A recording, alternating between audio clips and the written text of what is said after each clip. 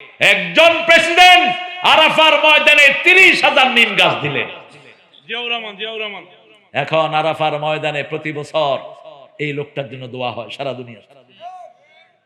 ওই গাছের নাম তারা দিয়েছে শাজারাতুদ দিয়া, জিয়া ট্রি। জিয়া ট্রি কতটা দূরদর্শী হতে হলে চিন্তা করেন তো, একটা মানুষ এই কাজটা করতে পারে। প্রেসিডেন্ট তো অনেকেই যায়, কেউ চিন্তাও করে না। কিভাবে চিন্তা করলে? রাজশাহীর সিরাজগঞ্জের মোড় থেকে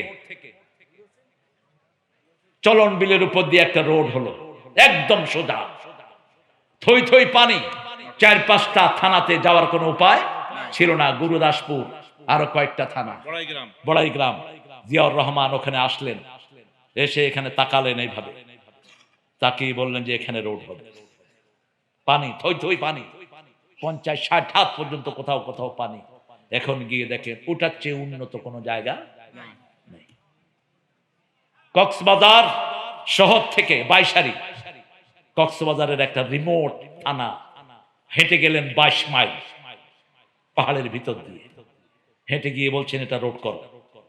অল্প সময় পেয়েছেন, যেখানে যা হয়েছে ইউনিক। একটা ভাঙা সুটকেস, ভিতরে কি? ভিতরে কি? জায়নামাজ আর তসবিহ। এই আদর্শ যদি বিএনপি থাকে, বিএনপির কেউ হারাতে পারবে না।